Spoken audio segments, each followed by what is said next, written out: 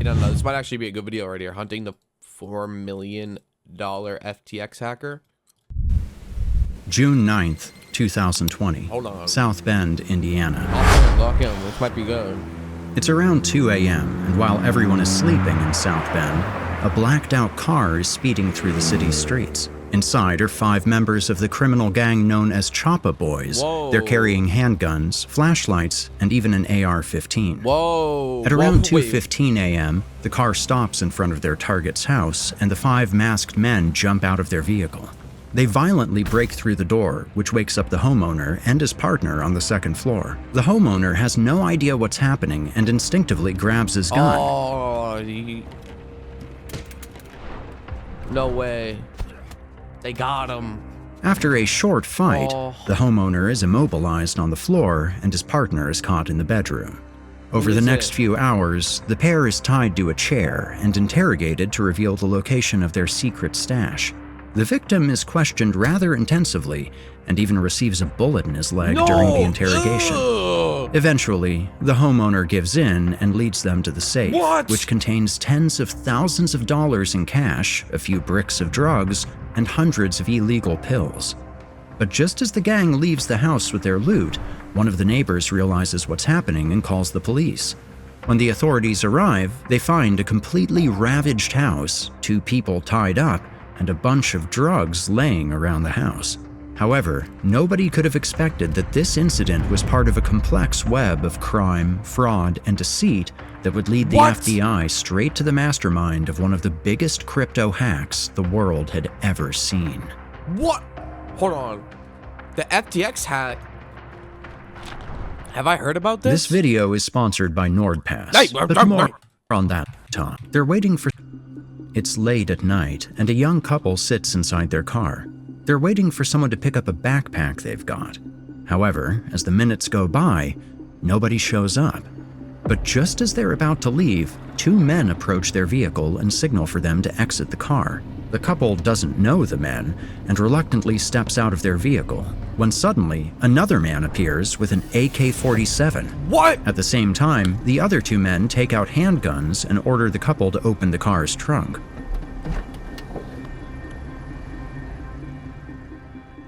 Inside is a backpack full of money. Specifically, it's $250,000 in cash, which the men take into their car before speeding away. Interestingly, with a license plate from Indiana. The pair immediately reports the theft to the authorities, and only a few minutes later, the suspect's car is spotted by state police, who instantly begin a high-speed chase until 2 suspects unexpectedly bail out of the car. The men try to run through the dark alleyways, but are eventually captured. In their car, the authorities find a bunch of jewelry, handguns, and an AK-47. The robber? However, the bag full of money is missing. Instead, the police find a wallet belonging to a man called Marco Fernandez, who probably disappeared with the money. In any event, Fernandez is also arrested a few days later, though he doesn't have the money at that time. Interestingly, these 3 men are part of a gang called the Choppa Boys, and it turns out that they also were part of the brutal robbery that happened on the 9th of June. It seemed as if the case was finally closed for good. I don't think I've heard about this, But when the couple bro. whose money had been stolen was brought in for questioning, things started to get weird. When asked about the money, one of the 2 accidentally tells them just how much cash was stolen, which prompts the officers to question why they were in a dark alley with $250,000 in the first place. The couple, now visibly nervous, explains that the cash was earned through various construction jobs in California over the last year. It was probably to The buy officer drugs. finds it suspicious and calls up his partner to help question the 2. Just be But honest, just as he bro. arrives, the pair decides to leave. Something about all of this was extremely strange and led the authorities to open an investigation to into jail, the right, for the situation, drugs. including both the thieves and the couple. And just as they thought, nothing about what the pair said was true. Yeah. There was no proof of income, no proof of working in California, nor anything else that could explain the amount of money that they had with them. A few weeks later, the authorities finally decided to interrogate the couple, and even though they knew the pair had lied, they had no idea just how Holy weird shit. the truth would truly be. The couple revealed that the money was actually the result of a 2-year-long online fraud operation orchestrated by a man named Robert Powell. According to the pair, Powell had been buying PayPal accounts on the dark web. He would then transfer funds from these accounts to dummy accounts using additional stolen information purchased from illegal websites. Finally, Powell would employ money mules, like the couple, to send the stolen funds from the fake PayPal accounts into their personal bank accounts, which they would go on to withdraw as cash and give to Powell for a percentage. So instead of a simple robbery, the FBI was suddenly involved in a complex cybercrime investigation. However, things got even more interesting when the criminals told the police just how much money was being made, stating that they knew of at least $1.3 million in the last 2 years. There was just one problem. Nobody knew who Robert Powell really was, at least for now. Either way, the authorities believed that there might be a connection between the Choppa Boys and the mysterious Robert Powell. And just as they thought, the criminals confirmed the couple's story, adding that the robbery had also been orchestrated by Robert Powell, who allegedly wanted to gain influence with the gang. And once this was revealed, the authorities quickly changed the focus of their investigation, making Powell their new main target. That guy hacked PayPal accounts? February 2021, Highland Park, Illinois. Yo, this guy It's has the good middle videos. of the I day, like the and a group of 3 animations, bro. They're fraudsters really good. connect with each other in real life. They initially know each other only by their online personas, El Swapo 1, M, and Punslayer. All 3 reside in the US, and although it's unclear how they came together, they all specialize in one thing: social engineering. And El Swapo 1, as his name suggests, is also highly experienced in SIM swapping. Nice. To keep it simple, SIM swapping is a form of fraud where a scammer transfers someone else's SIM card to their own device. By doing so, the attacker gains control over the victim's phone number. This allows them to intercept text messages and authentication codes, effectively bypassing 2-factor authentication security measures and giving them access to the victim's accounts. Insane. Either way, the 3 begin planning their first SIM swap, and when they discuss money mules for the cash out, El Swapo 1 claims to already have a network of money mules at his disposal. Later in the day, El Swapo reaches out to a very particular set of money mules and asks them to join his new scheme. Interestingly, these money mules are none other than the ones that had been set up by Robert Powell earlier. And of course, this makes El Swapo 1 none other than Powell himself. However, the couple, which was cooperating with the police at this point, begins asking him a bunch of suspicious questions, leading to Powell cutting them off in the event that they had been compromised. This was a major loss for the police. But even worse, since Powell realized that something was off, he started to cover his tracks, both online and offline. He knew something was wrong and wanted to cut ties to any previous scams. But at the same time that Powell was trying to get rid of his past, the FBI managed to discover a bunch of strange stuff about him. Apparently, the 23-year-old Powell was living in a $2 million mansion in Highland Park, Illinois. Furthermore, he and his girlfriend had a bunch of high-end sports cars.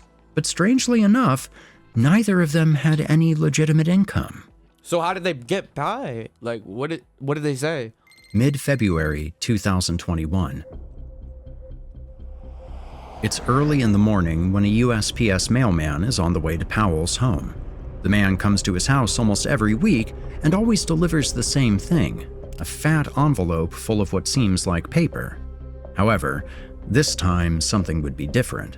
When the mailman exits his vehicle, the envelope pops open and a bunch of money falls out. The mailman quickly picks everything up and gets back into his truck. He counts the money, and it's at least a few $1,000s. He doesn't really know what to do and decides to call his supervisor, who consequently alerts the police. At this point in time, everything around Powell is extremely suspicious. People link him to crime. He's rich without a job, and he gets $6,000 sent to him every week. Eventually, the FBI decides to talk to Powell about the money and his overall situation. Nevertheless, Powell simply says it's how he pays his landlord. But of course, Oh, they he got doesn't him. say just They how know who it or is. why the money is being mailed to him in the first place. Either way, at this point, the FBI has so much incriminating information on him that they had to take the next step. Okay. Early the next March step? 2021. It's around 10 a.m., and Powell is currently eating breakfast when he suddenly hears extremely loud speakers that seem to be Oh my God. outside of his house. He then He's getting takes a peek raided. out of the window and sees a bunch He's of getting police raided. cars in front of his house, and the speakers are telling him to come out. Suddenly, his door is smashed open, and a group of armed agents storm in before handcuffing him on the floor. As they take him out of his house and into a police car, he can only watch as federal agents swarm inside. However, the only thing the feds find is an unregistered gun, and he's charged with a misdemeanor gun offense. Interestingly, they That's find it? a bunch of phones and documents linked to phone providers, and in their affidavit, the FBI even states that Powell was possibly perpetrating SIM swapping schemes. Despite this, the FBI lets Powell go, but decides to keep an eye on him. Nevertheless, they the agent in tracked him. charge of Powell's He could give it up right surveillance now. must have been already got incredibly money. incompetent. March 7th, 2021. It's late at night, and only a few days after his house was raided, Powell is chatting with M and Punslayer. The three are talking about SIM swaps and want to go for their first real Bro, swapping come attempt. on, bro. They're on your ass Eventually, right now. they decide to go after a man they found on social media. The target has a public profile and posts about his personal life multiple times a day, which makes him the perfect identity theft and SIM swap victim. Oh, GG. The three bro. fraudsters then run an in-depth background check on him and even find his personal address on the dark web. Next, one of them purchases a fake driver's license from a dark web market and fills it out with the target's information, but with a picture of Punslayer, who is a 22-year-old man named Carter Roan. Once Roan has everything he needs, he hops on the next plane to New Mexico. There, he visits the victim's internet and phone provider's shop, claiming that his SIM stopped working. He shows his fake ID and asks for the number to be transferred to another SIM he's got in his phone. Without any further questions, the employee transfers the target's phone number to Roan's SIM in a few minutes. The SIM swap had been incredibly easy and would mark the start of a truly generational SIM swapping operation. That's insane. However, this wasn't an isolated case. Hackers can easily find personal information, account details, and more info Free through ad? so-called dark web data dumps, where hackers sell and publish the data they stole from their database hacks, such as AT&T in 2024. Even worse, according to Lookout, 8 out of 10 consumers have had their data leaked on the dark web. This is because many people reuse the same email and password combinations across all of their accounts. Not me. And when one of them is compromised, all of them are. Even worse, Not anymore, if the same credentials are used for workplace accounts, it can lead to company-wide breaches, stolen funds, and a massive leak of internal information. True. It only takes one careless employee. This is where today's sponsor, All right. Nord, get off their feet at an anchor past business. Or get the app one password on your phone. Mid-2022. Not sponsored, by the way. After making a good amount of money by SIM swapping normal people, Powell starts looking into big crypto influencers and larger companies. Eventually, No way. he decides that if he wants to be truly FTX. wealthy, he doesn't have to go after rich crypto traders using exchanges, but after the crypto exchange itself. Oh my God. Instead of a few $100,000, He one hacked it? perfectly executed heist could net him tens or even hundreds of millions in crypto. However, what he doesn't know is that the opportunity for his dream heist is just around the corner.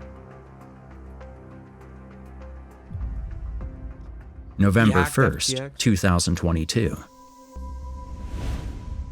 This is Ian Allison, a journalist for the crypto news outlet CoinDesk, and he's about to expose one of the most significant scandals in cryptocurrency history, one that ties Alameda Research and the crypto exchange FTX to a web of financial misconduct.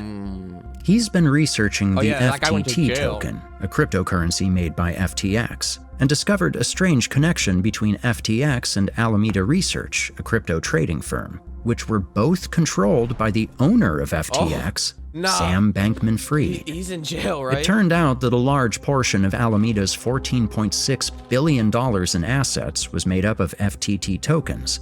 This meant that Alameda's financial stability relied heavily on an illiquid, self-issued asset rather than cash, stablecoins, or other liquid holdings.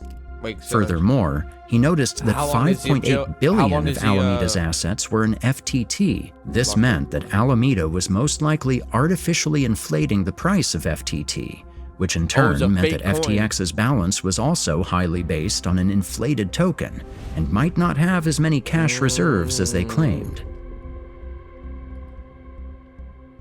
Allison would go on to publish this article on the 2nd of November.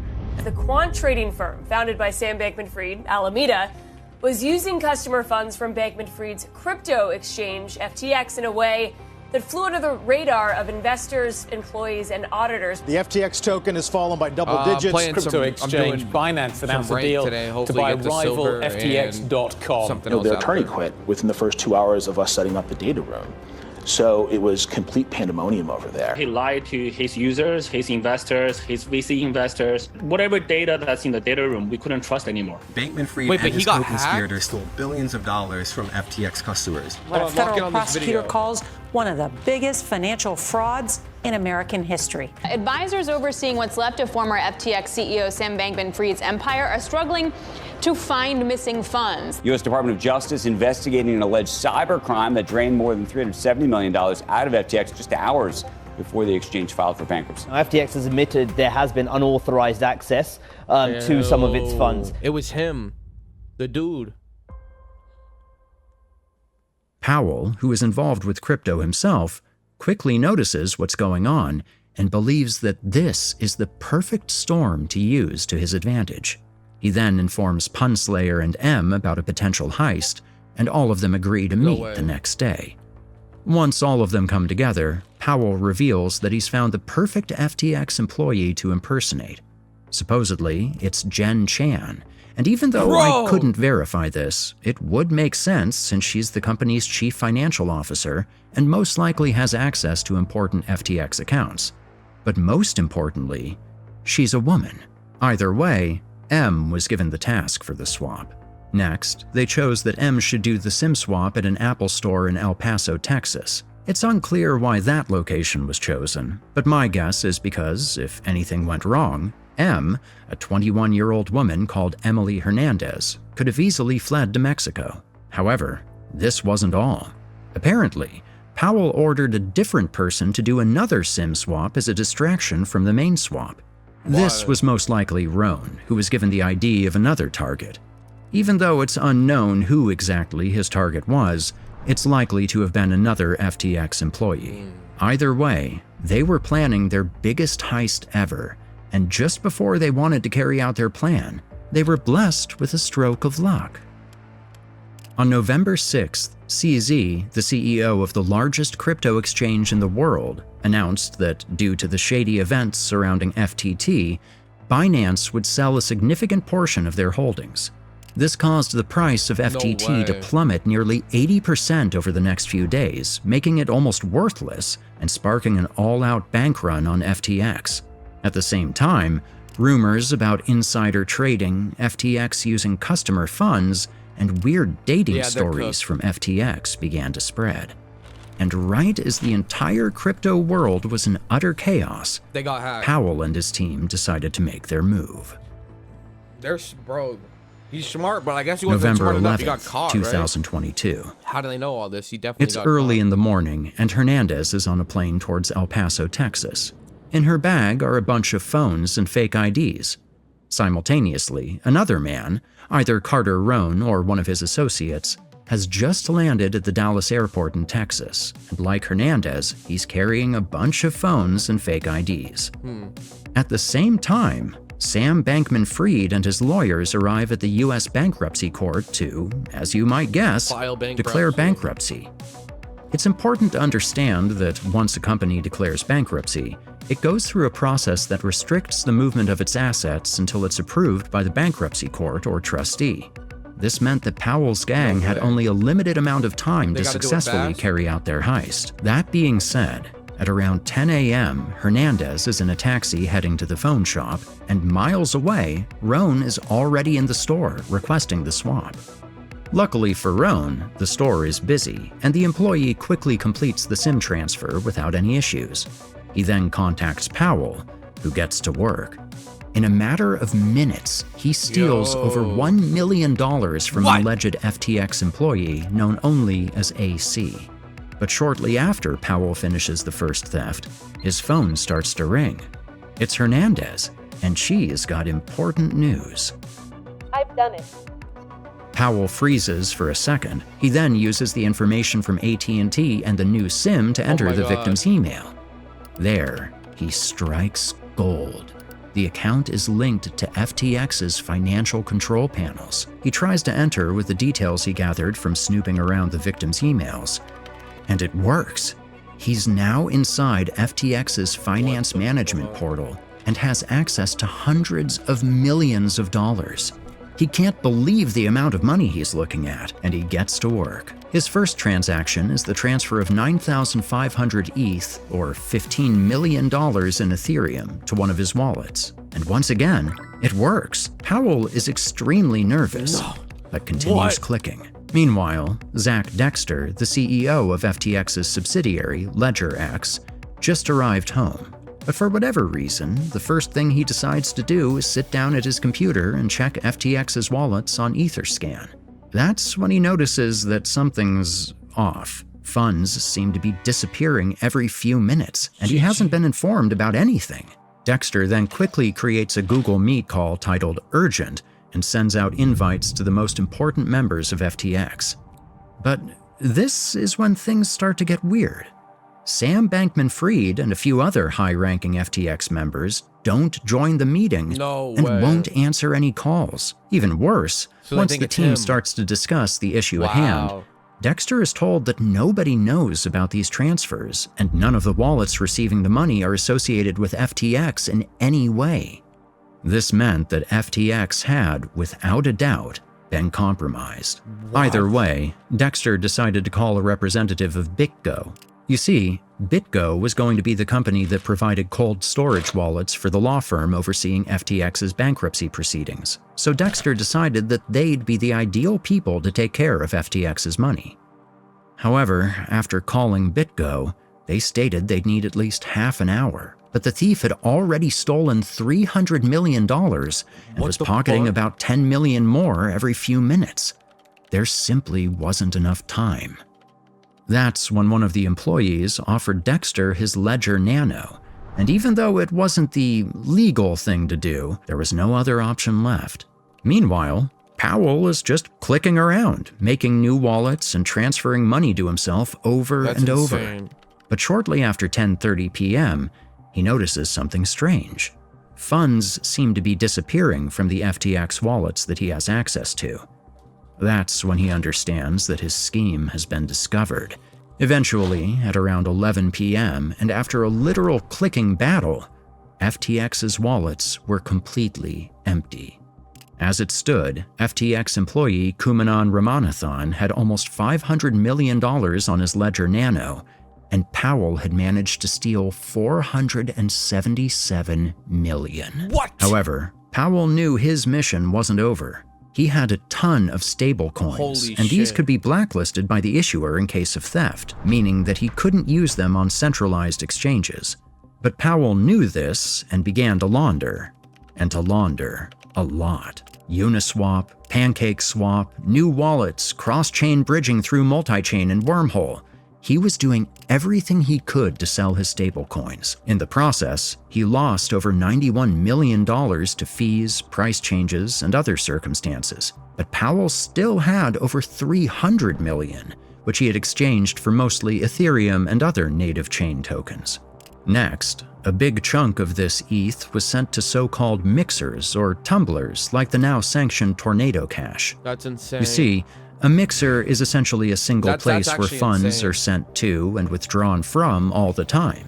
And since there are so many transactions going through the mixer wallets, no one knows whose funds are taken out of the mixer. Or what? This is due to the fact that inside of the mixer, all funds are essentially mixed together, making it impossible to know who is withdrawing funds at any given time. Either way, Powell now had a bunch of ETH in mixers, but since he didn't want to put all of his eggs into one basket, he also cross-chain swapped some of his ETH to Bitcoin. And to do this, he used ThorSwap and Renbridge, which ironically is owned by Alameda. Finally, this Bitcoin was once again sent to mixers like Sinbad and Chipmixer, where the trail is cut off and the laundering process basically completed.